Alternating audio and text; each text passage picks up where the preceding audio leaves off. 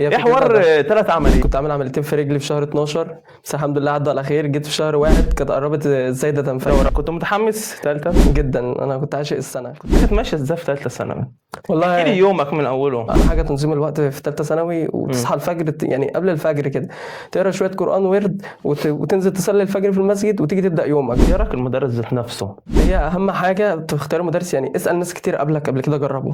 امتى حسيت ان الثانويه بتاعتك بقت جد؟ انا يعني فقت من العمليه كده على 10/2. انا بالنسبه لي كانت جد. كنت بتذاكر لوحدك ولا مع اصحابك؟ طالب ثانوي خليك لوحدك. اكتر لحظه صعبه عدت عليك في ثالثه ممكن مستحيل تنساها؟ كانت العمليه اللي انا دخلتها في نص شهر واحد دي. انا كنت داخل العمليات دي اللي هو الدكاتره قايلين لابويا لا قدر الله ممكن يحصل له حاجه، مش حصديت وخلاص هتنفجر. كان بيدعمك في ثالثه؟ والدتي ووالدي واخواتي، طبعا اخواتي اكبر مني. بصراحه ساعات انزل من ورا ورد العب كوره. حاجه اسمها جدول، في حاجه اسمها ايه، تشجيع يلا رياضه، يلا رياضه فجاه كده. بس.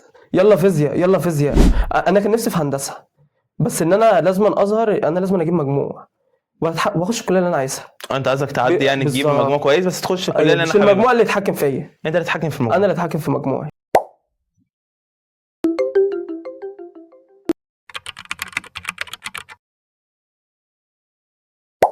اهلا بكم في بودكاست حكايات الثانويه، المكان اللي بنحكي فيه الحقيقه اللي محدش بيقولها عن الثانويه. كل واحد فينا عدى بضغط واحلام وتوتر واحيانا انهيار، لكن السؤال الحقيقي، هل الثانويه فعلا بتحدد حياتك؟ ده اللي نعرفه في الحلقه دي. ضيفنا النهارده مختلف جدا عن اي ضيف كان معانا قبل كده. ضيف دخل 3 عمليات جراحيه في ثالثه ثانوي، ومع ذلك وصل لحاجه كتير من الطلاب بيحلموا بيها. معانا النهارده باشمهندس يوسف محمد. ازيك يا باشمهندس؟ الحمد لله. والله عامل ايه؟ الحمد لله تمام. صحتك عامله ايه؟ كله تمام الحمد كله لله. تمام؟ الحمد لله. كله اخبارك ايه تمام. في الثانويه يا باشمهندس؟ حلوه سنه كانت جميلة ولا كانت صعبة؟ لا سهله بالنسبه لاي طالب، بس نبعد عن حوار الضغط. بس هي ايه فكرتها حوار ده. 3 عمليات كانت ثالثه هو ثانوي؟ والله الحمد لله يعني وصلت لشهر واحد، مم. فدخلت في عمليات. كنت عامل عمليتين في رجلي في شهر 12، بس الحمد لله عدوا على خير. جيت في شهر واحد كانت قربت الزايده تنفجر ورا عندي. بعض. يعني عمليتين في شهر 12 ورا بعض. دخلت شهر واحد كانت الزايده خلاص على هو شكل الانفجار، يعني لحقوني الحمد لله على اخر نفس. يعني الحمد لله قعدت 3 ساعات في العمليات في الزايدة؟ او 4 كمان، بسبب انها كانت مرشحه عندي، بس الحمد لله. طب الحمد ومع لله. ذلك يعني الحمد لله ما عدينا قصرتش. وما قصرتش في ثانوي، والدنيا تمام وحلو والسنه ما بسيطه شاء الله وسهله. عليك. نبدا بثالثه ثانوي. انت كنت داخل ثالثه ثانوي ازاي؟ يعني انت كنت محمس ولا مرعوب؟ كنت حابب ثالثه ثانوي اصلا ولا لا انا بالنسبه لي كنت حابب ثالثه ثانوي جدا، يعني سنه بسيطه وجميله. ما هي فكرتها بس ان هي ضغط، بتبقى ضغط من الاهل والناس اللي حواليك عايزين يشوفوك حاجه. حضرتك ازهري طبعا؟ انا الحمد لله ازهري الحمد لله. ازهري الحمد لله. كنت متحمس ثالثه؟ جدا. انا كنت عاشق السنه. كنت متحمس؟ كنت عاشق السنه. انا من يوم الحمد لله يعني كنت برتب على الدفعه والدنيا تمام معايا. ما شاء الله. الحمد ما شاء لله يعني. الله. اول شهر في الثانويه عايزك تحكي كان ماشي معاك ازاي؟ هو اول شهر في الثانوي ده يعتبر يعني شهر اللخبطه. انت لسه بتتعرف على المواد وكل نظام كله مدرس والدنيا ماشيه معاك ازاي، فما انتش عارف تبدا منين تلم ده. انت بتحاول تلم كل حاجه، بس فجاه بتحس نفسك مشتت بقى لكذا سكه كده. اللي هو ايه هتعمل ايه في السنه، تبدا تجيك افكار غريبه كده، بتبقى قاتل نفسك طبعا اول شهر ده. بالنسبة غيرت لأي طالب. مدرسين؟ انا بالنسبه لي ما غيرتش مدرسين خالص، غير مدرس فيزياء واحد بس. طب كويس. اللي هو قعدت من العمليه، فلما جيت ارجع بس. اغلبيه الطلاب كانوا مغيرين مدرسين كتير فاتبهدلوا في ثالثه. لا هو دي اكبر غلطه يعملها اي طالب ثانوي. نغير مدرسين. يعني اي طالب في ثالثه ثانوي لازم يكون قبل ما يخش السنه مختار مدرسين بجد. المدرس اللي يخش معاه يكمل معاه للنهايه، لان كل مدرس طريقته بتختلف عن المدرس الثاني. فلازم المدرس اللي انت تختاره تبقى انت حاطط هدف قدامك ان انا هكمل معاه لاخر السنه لاخر نفس. ما طب بدلش لو هو ما مدرس يفهمش خالص. منه او ما بيعرفش توصل له المعلومه هي يغيره؟ انا مش مع القصه دي. هو ولا العيب في الطالب ذات نفسه؟ هو العيب في الطالب، لان ما فيش مدرس ما بيفهمش. هو المدرس بيفهم، يعني بيشرح كل حاجه وكل معلومه بتيجي قدامه. هي الفكره ان الطالب ممكن ما يستوعبوش، وانت عندك حاجات كتير الطالب يقدر يفهم بها نفسه احسن ما ينقل من المدرس لمدرس. افرض راح لمدرس تاني برضك ما عجبوش، فعلا الموضوع ده حصلت كتير يعني. هتلاقي العيب في الطالب في الاخر. هيروح لده ما هوش فاهم منه، اللي بعده ما هو مش فاهم منه. ثالثه ثانوي هتعدي على نفس النظام. هي ثالثه ثانوي ده كانت ماشيه ازاي في ثالثه ثانوي؟ والله احكي لي يومك من اوله. انا يومي الحمد لله يعني كنت مظبط نفسي. بصحى الفجر طبعا، وده اهم حاجه، تنظيم الوقت في ثالثه ثانوي. وتصحى الفجر يعني قبل الفجر كده تقرا شويه قران ورد وتنزل تصلي الفجر في المسجد وتيجي تبدا يومك بقى. انا كنت بعمل كده، وطبعا بذاكر من بعد الفجر. دروسي كانت دايما ببدا من الساعه 7 الصبح دايما. مش 9؟ لا، انا ببدا دروسي من 7 الصبح. عشان اول تفضي مجموعه وقت.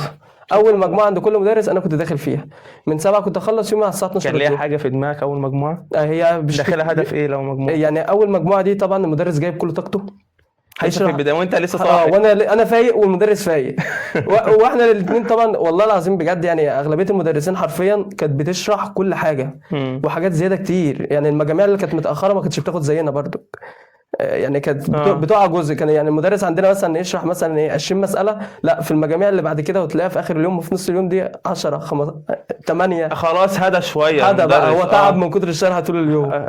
فعلا والله. هو انت كنت بتلحق اول مجموعه؟ انا كنت بلحق اول مجموعه المواد كلها. وكنت حاجز بدري.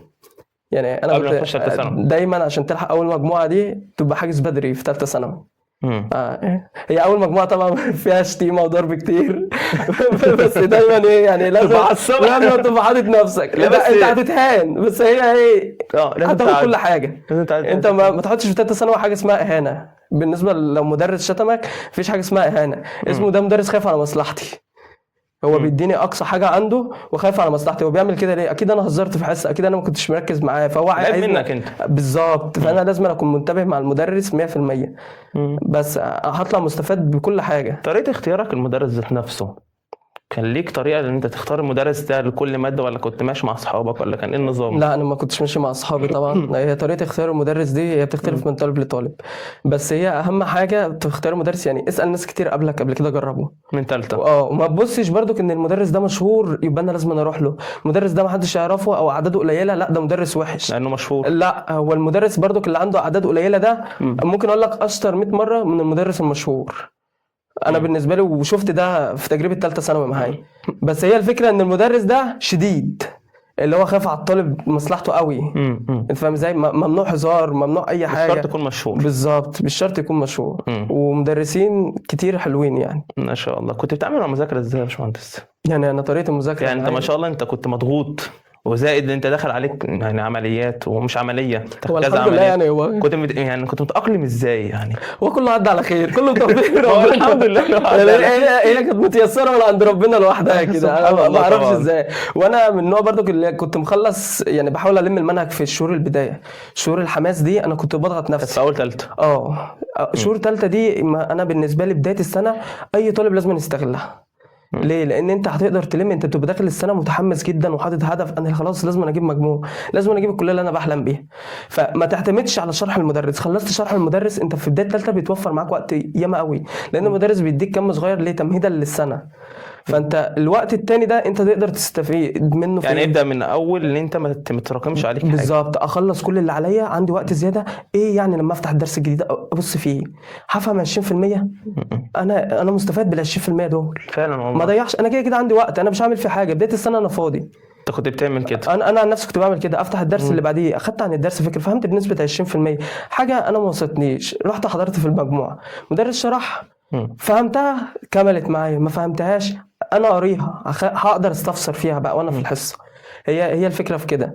وشهور السنه البدايه دي يعني اكتر شهور تقدر تلم فيها وتخلص منهج بدري. انت تبقى متحمس، انت متحمس، عندك حماس، انت عندك طاقه غريبه انت مش عارف توديها فين. يعني انت المستفاد فيها انك تطلعها، لانك بعد كده هتخش على مرحله بقى. انت عارف المرحله اللي بتيجي في نص السنه دي اللي هي في الشهر 3. دي بتبقى مرحله طبعا الواحد يريح فيها. بس برضه مش عايزين نتخطى حته ان شهر 12 معاك. هو شهر 12 حصل فيك دروب، شهر 1 حصل فيه دروب بتاع. انا بالنسبه لي برضه احكي لك قصتك. انا في شهر 12 دي انا جيت ريحت حرفيا، اللي هو زي ما تقول ايه يعني، كنت حاسس ان انا داخل عمليات. فاهم؟ انا ما اعرفش في حاجه غلط. انا في حاجه غلط بتحصل. برضه كنت بكلم والدتي واختي اكبر مني واخويا. انا في حاجه، انا مش زي اول السنه. انا كنت داخل اول السنه قافل امتحانات، مذاكره، مراكمش، ممنوع. جيت في امي تقول لي ايه معلش، والدتي طبعا واختي ربنا يبارك لك فيهم. بس يعني الحمد لله برضو دخلت عمليات، فهم قالوا لي يعني خير. كانت عمليه ايه؟ وانا عمليتين في رجلي كده خفاف والتانيه ازاي ده. ما شاء الله. بس يعني الحمد لله عدت. هم عدوا. امتى حسيت ان الثانويه بتاعتك بقت جد؟ بقى انت خلاص بقى مفيش مفر من الثانويه؟ والصراحة أنا بالنسبة لي أنا يعني فقت من العملية كده على 10/2. أنا بالنسبة لي كانت جد 10/2. 10/2. أنا بالنسبة لي خلاص. كنت انت مراكم أنا التانيين؟ أنا طبعا كان عندي عمليات فراكمت طبعا جزء، بس أنا كنت مخلص اللي قبل كده. أنا ما طب راكمتش غير الجزء بتاع العملية بس. أنا من النوع اللي ايوه أنا ما ايوه. براكمش. فاهم ازاي؟ فاصبح ان انا ما عنديش غير الجزء ده. امم وبالنسبه لك بقى انت خلاص يعني المدرسين بتبدا تشطب اصلا، يعني بيراجعوا طب سايبين في اخر اتنين جزء يعني ده بالك 3 وداخل اصلا بس انت داخل على خلاص. مراجعات. واحنا امتحاناتنا كانت بدري مش زي عملت دلوقتي. ايه بقى؟ الحمد لله يعني خلصت لميت طبعا. الدنيا معاك ازاي؟ انا لميت وهي الفكره ان انا قعدت من نص مدرسين، قعدت في البيت. امم انا من النوع اللي انا كملت شهور المراجعه دي كلها في البيت. انا بالنسبه لي يعني من نوع ده بقدر من الم شهر النفس. 4 يعني؟ انا من شهر 3. قعدت في من البيت شهر 3 قعدت في البيت وما كنتش بنزل غير لمدرس. يعني يعتبر بعد العمليه على طول؟ اه بعد العمليه على طول. فقت كده قلت خلاص هي قاعده في البيت بقى.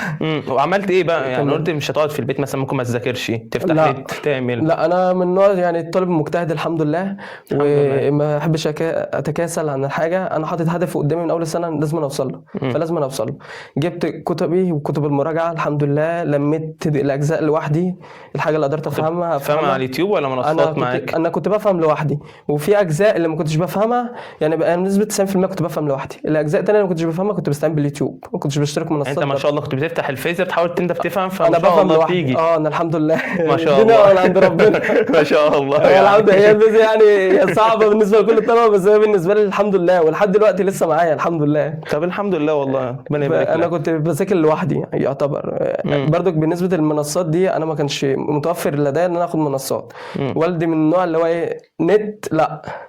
فاهم؟ انت تليفونك مسحوب وانت معاك تليفون اصلا؟ انا تليفوني كان مسحوب في ثالثه برضو. كان والدي يدولي كده يعني اللي هو امشي عشان يرن عليا. ادخل البيت التليفون بيتسحب مني طبعا. عشان تذاكر. مذاكره بس. بعد ما تيجي من الدروس بتعمل ايه؟ انا كنت منظم يومي دروس زي ما قلت لك من 7 مثلا ل 12/2. اي طبعا اصلي وخلصت تمام فطرت انام لي ساعه 2 اصحى اذاكر. معايا مذاكره ممتده لحد الساعه 12 واحده بالليل. 12 واحدة بالليل؟ يعني مثلا من 4 العصر ل 12 واحده بالليل. عم مذاكرة؟ دي مذاكره بس. ما شاء الله. يعني انت كنت بتخش في حوالي 6 ساعات حوالي انام اصحى الفجر اكمل بقى لحد ميعاد الدروس ما 7 شاء الله، الصبح. الروتين شغال كل يوم. هو بس ده نظام طالب اي ثالثه ثانوي اللي المفروض يمشي عليه.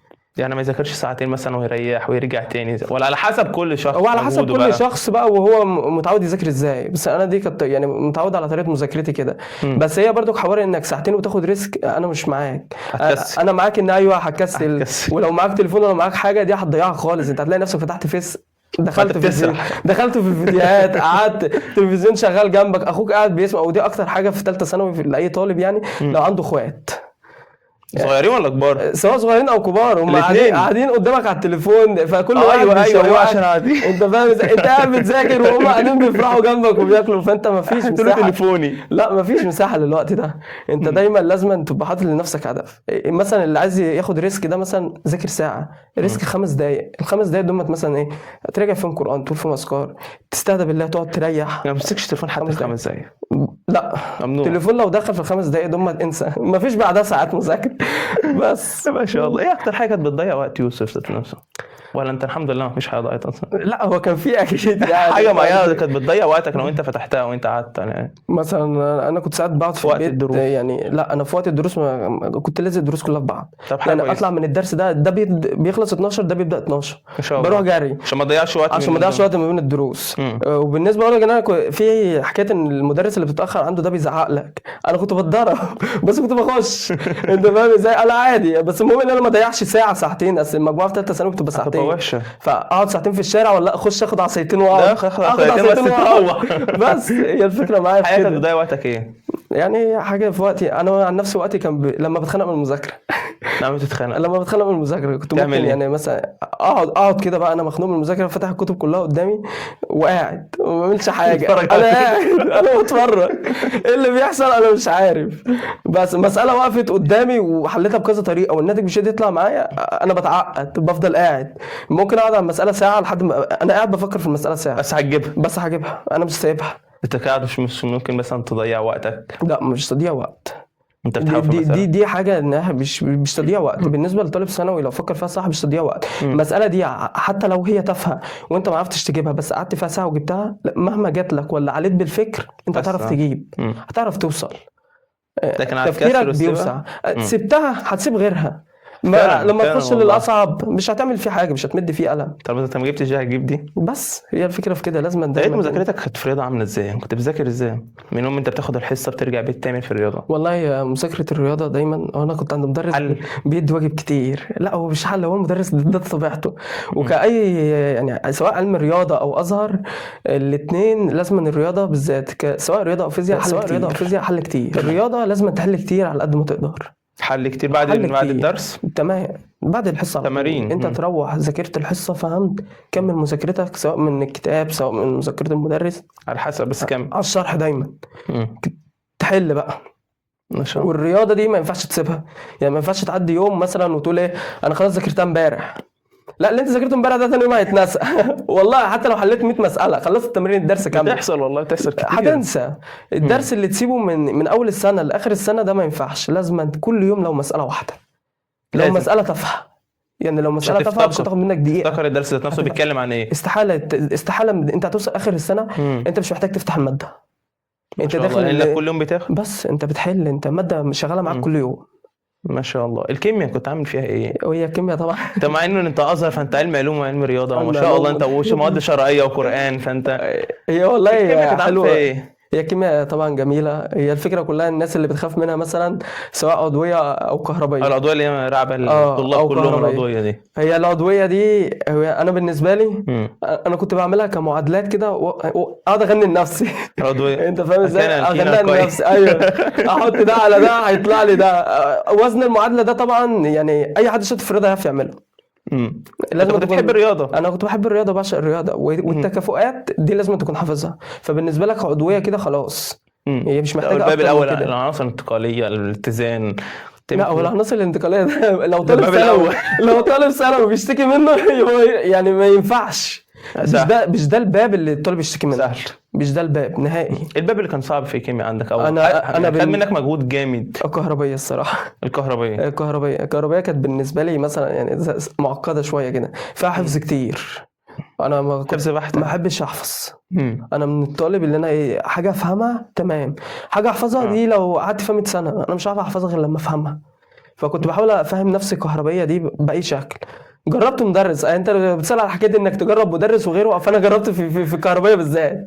كذا حد. هم مدرسين انت يعني يوتيوب والمدرس اللي كنت باخد معاه. اكتشفت ان العيب عندنا في الاخر. انا عشان توصل لي معلومه الكهربائيه دي شرحتها لنفسي وشرحتها لناس صحابي. المعلومه اللي كانت تقف معايا كنت دايما اشرحها لناس صحابي او اخلي ناس صحابي فاهماها تشرحها لي. بس دي معلومه هتثبت معاك اي معلومه اي حاجه واستحاله تنساها. تشرح لنفسك اشرح لنفسك واشرح لصحابك. ما انت عشان كده مش تشرح اكيد فاهم، بس بالتالي بتثبت المعلومه عندك وبتبدع. سيبني بقى طلع الطاقه اللي جواك بقى اللي هو ايه انا خلاص فهمتها تعالى بقى اتفز لك عليك. ما شاء الله. بس انا فهمتها. عملتها مع اصحابك قبل كده؟ عملتها مع اصحابي كلهم ما فيش واحد مثلا كل واحد كنت اقابله كنت بمسكه في الادويه دي اسمعها له. كنا بنبقى ماشيين في الشارع مع بعض شرحك الفهم بتاعك وتساعد نفسك. الصراحه يعني هي كانت ميزه حلوه فيا انا واصحابي. كنا في الكيمياء دي كنا ساعات بنمشي سكه مع بعض. احنا كنا بنروح دروس مع اصحابك. انت كنت بتذاكر لوحدك ولا مع اصحابك؟ لا انا عن نفسي يعني كنت بذاكر لوحدي. طالب المنازل ولا اصحابك افضل؟ هي بتفرق بقى على حسب الصاحب وكده، بس انا بالنسبه لي دايما في وقت مذاكره لوحدك. خليك لوحدك. طالب ثانوي خليك لوحدك. انت ما تعرفش صاحبك ده ممكن يجرى له ظروف، انت يحصل لك ظروف، انت فتوقفوا الدنيا مع بعض. ما تامنش لحد بمعنى اصح. حد من اصحابك كان بيقول لك مثلا انا بذاكر وهو كان نايم اصلا؟ اكتشفت بعد كده هو كان نايم وكان بيقول لك لا انا بذاكر عشان انت تنام؟ لا والله وانا اصحابي يعني في ثالثه برضو يعني حاول اللي هو يخدعك في ثالثه يعني اقول لك لا يا عم ده انا نايم، هو اصلا بيذاكر. بص هو عموما انا من الطلبه اللي ما كانش يفرق معايا حد. اللي كان بيقول لي انا نايم كانش بيفرق. كنت بنصحه انام يا عم ولا لا انا كنت بنصحه انت نايم لا تعالى نذاكر. مثلا انا قاعد دلوقتي بذاكر في البيت هذاكر من كذا لكذا انت ذاكر معايا. انت ذاكر وفي الوقت ده مثلا ايه لو انا عرفت اخد التليفون هقول لك ايه انا خلاص خلصت.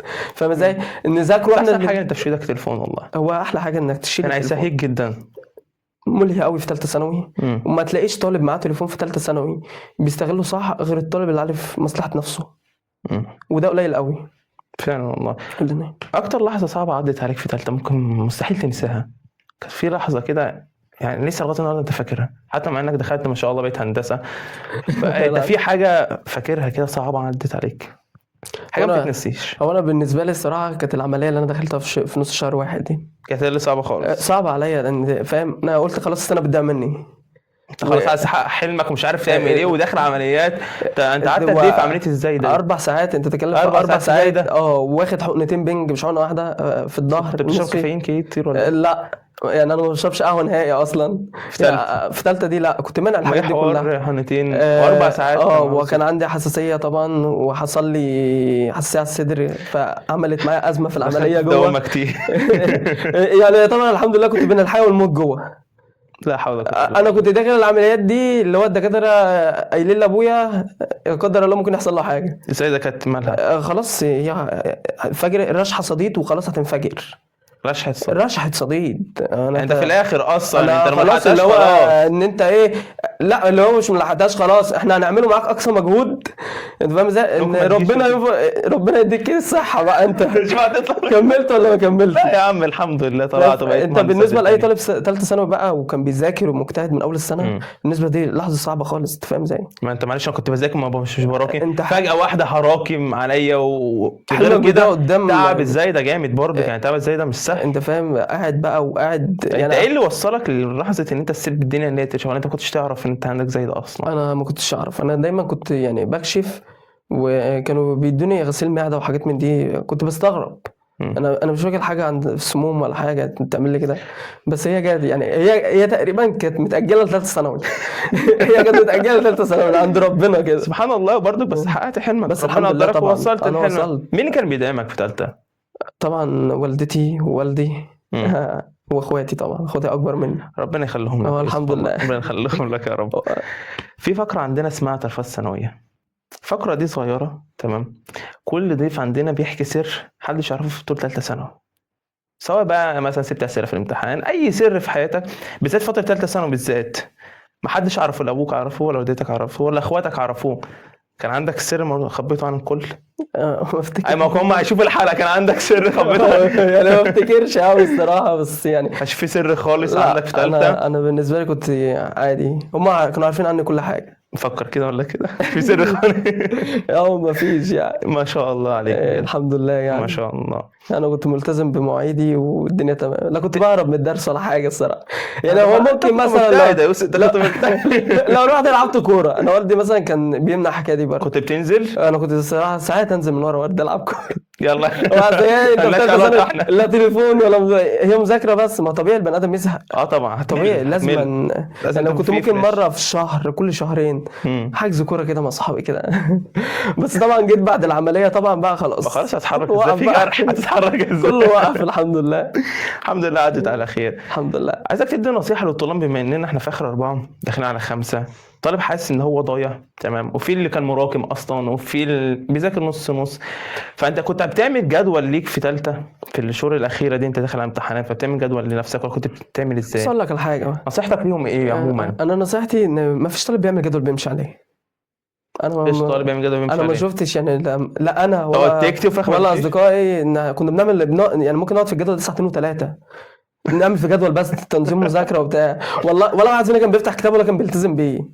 هي ما فيش حاجه اسمها جدول، في حاجه اسمها ايه؟ تشجيع يلا رياضه يلا رياضه فجاه كده بس. يلا فيزياء يلا فيزياء. مش هحل مساله 2 لا انا هحل لحد ما ازهق. زهقت من الماده دي خلاص خد ريسك 10 دقايق يعني كده. كنت بتعمل لنفسك جدول؟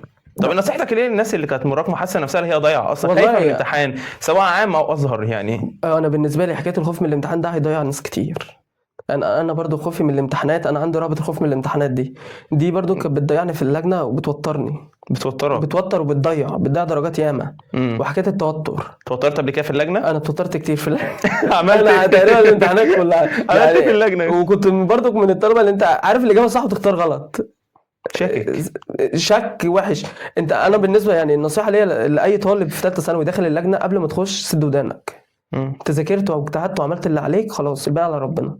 انت داخل اللجنه كده بهدوء دعاء قبل الامتحان، ابدأ الامتحان حل، ما تغيرش أسئلة مهما تغيرش. حصل.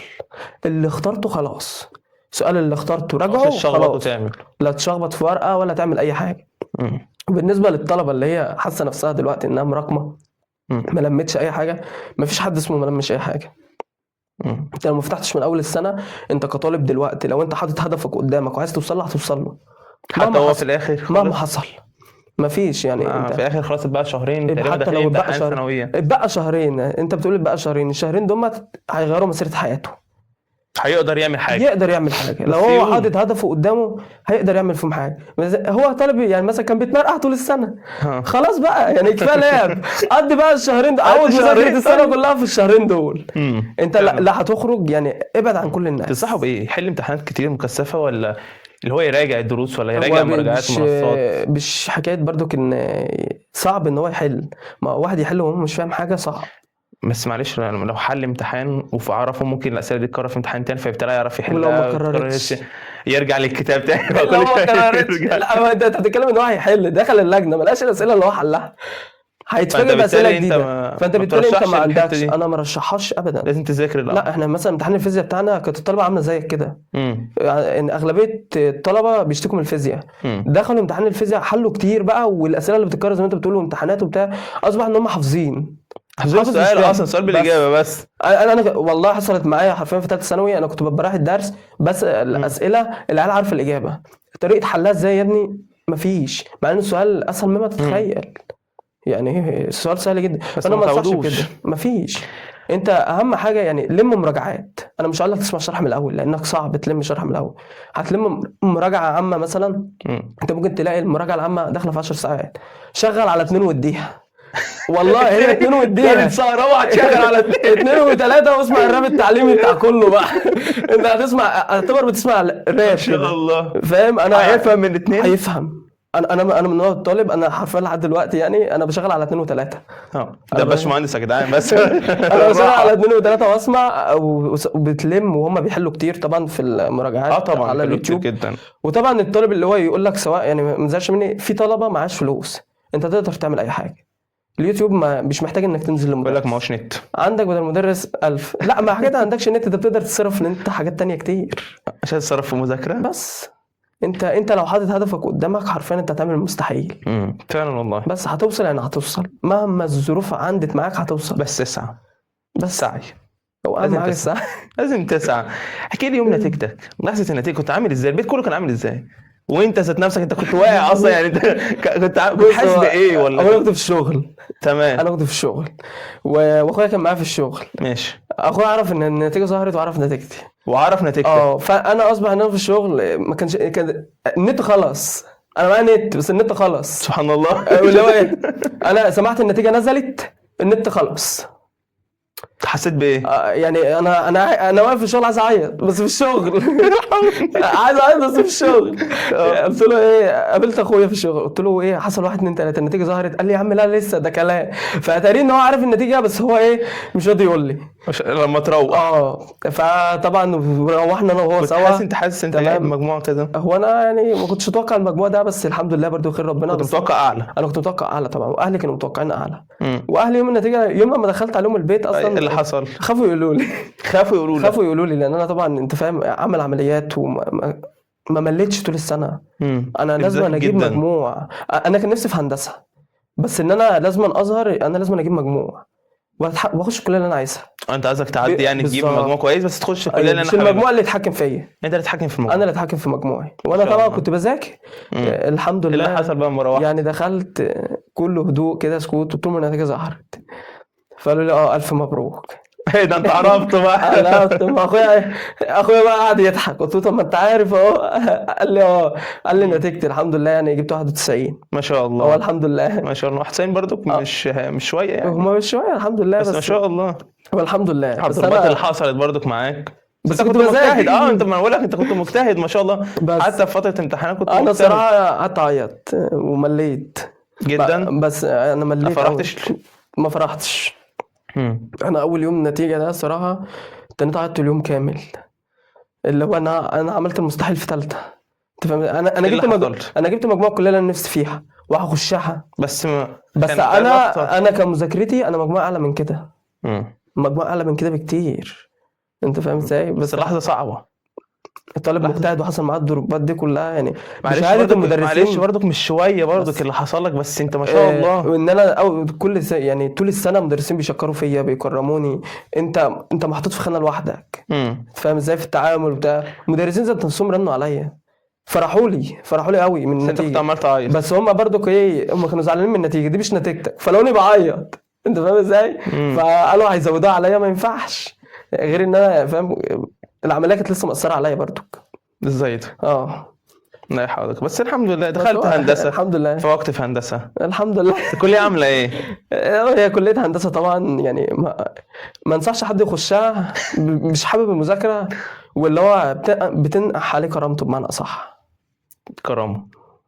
هيطلع عينك انت بمعنى صح. هتتهان، وسواء في ثالثه او في كليه انت اسمك هتتهان. مم. بس مش حاجه اسمها انا عندي كرامه انا مش عارفه ايه. في كرامة ثالثه من- ثانوي بتتهان عشان تجيب مجموع وتفرح اخر السنه. مم. في الكليه بتتهان عشان تتخرج تبقى مهندس شاطر دكتور شاطر لازما. مم. وهندسه الصراحه هندسه ازهر القاهره يعني من الكليات اللي انت تسمع عنها اي طالب اسال اي طالب. ما شاء الله. انت فاهم هي كليه بس صعبه قوي. الكلية برضك مش سهلة ان انت تلمها. لا مش سهله، ومفيش حاجه اسمها ماده تتلم ليله الامتحان. حتى في الكلية. لا مفيش الكلام ده. بتذاكر هتلاقي، مش هتذاكر خلاص. كنت ليلة الامتحان في تالتة ثانوي كنت بتذاكر ولا بتحل امتحانات؟ كيوسف بقى، يعني انت كيوسف بتعمل ايه الامتحان قبل كل امتحان؟ هو على حسب يعني على حسب الماده. لو مواد شرعيه وعربيه تذاكر. طبعا لا ما كنتش بذاكر. انا كنت في نقط مهمه كده معلم عليها من اول السنه. مم. فاهم ازاي؟ كنت دايما بتدرب فيها فدي يعني كنت باكد عليها، مم. اللي هي عشان لو جت في الامتحان مأكد عليها وحل امتحانات. مم. شرع وعربي حل امتحانات، هي دايما بتتكرر. يعني بتحل امتحانات. بس فيزياء حل امتحانات على طول، ما فيش وقت للمراجعه ليله الامتحان. هتلم ايه ولا ايه؟ هي اللي هتلمك هي اللي حرفيا الفيزياء كيمياء احياء هي اللي هتلمك. ما فيش طالب يقنعني ان هو هيقدر يراجع الماده ليله الامتحان. بالنسبة لك الازهر ولا العام اصعب، ولا انت يعني ما بتفرقش في الحوار ده؟ والله انا بالنسبه يعني زي لي معلش انت عندك كام مادة؟ حوالي 19 مادة تقريبا. طب والعام حوالي زي 5 مواد، ولا انت بالنسبة النظام لك اللي الجديد. شاطر هنا شاطر هنا ولا هو انا بالنسبه لي طبعا هو يعني ما فيش مقارنه. مفيش مقارنة؟ انت ده ما ينفعش تقارن بده. مم. ده نظام وده نظام. وبالنسبه للناس اللي هي بتقول لك الازهر سهل وامتحاناته بتيجي مكرره، ما عادش فيه الكلام ده. وامتحانات الازهر بقت اصعب على فكرة. اصعب من العام بقت دلوقتي. اصعب دلوقتي. اصعب من العام. يعني امتحان الفيزياء كان اصعب من العام بشهاده المدرسين التربيه والتعليم ذات نفسهم. مم. يعني وانصح اي طالب ازهر ما ياخدش مع مدرس ازهر.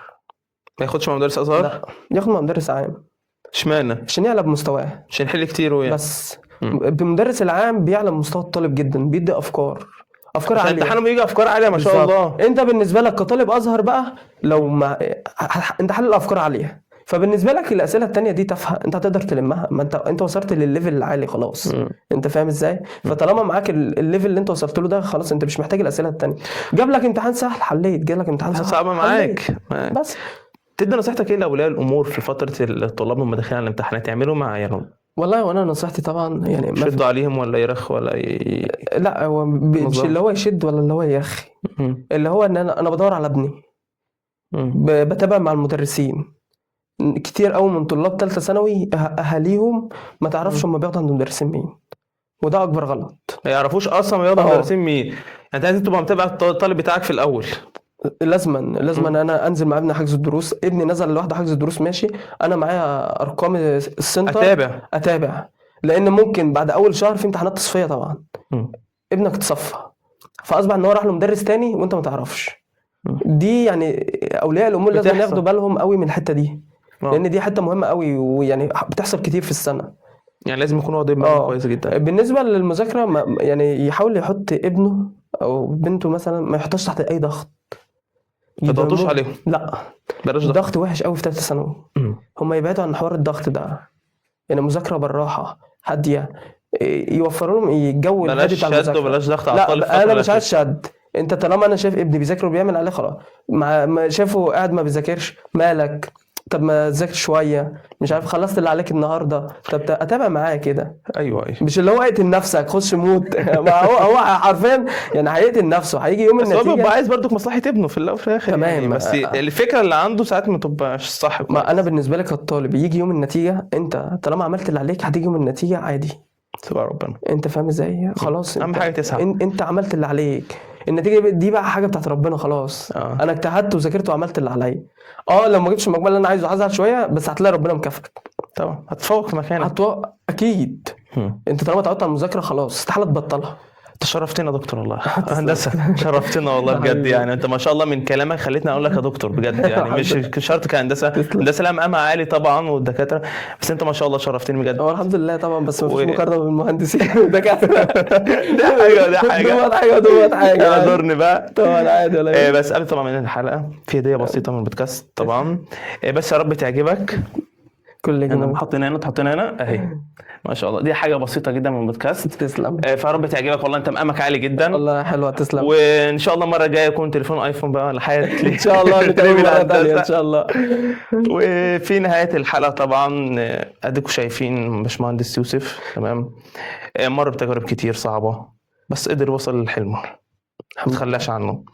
ثالثه ثانوي سواء ثانويه عامه او ازهريه مرحله مهمه بس مش نهايه العالم. حاول ننجح وحاول ما تاخدش اي حاجه اللي انت تقف عليه، يعني ما فيش نت، لا هتتصرف. مدرس واهلك اي حاجه هتعرف ان انت لو عايز توصل هتوصل في الاخر. ما تنسوش طبعا الاشتراك ورا المتابعه، ونشوف وشكم على خير في حلقه جديده من بودكاست حكايات ثانويه. الى اللقاء.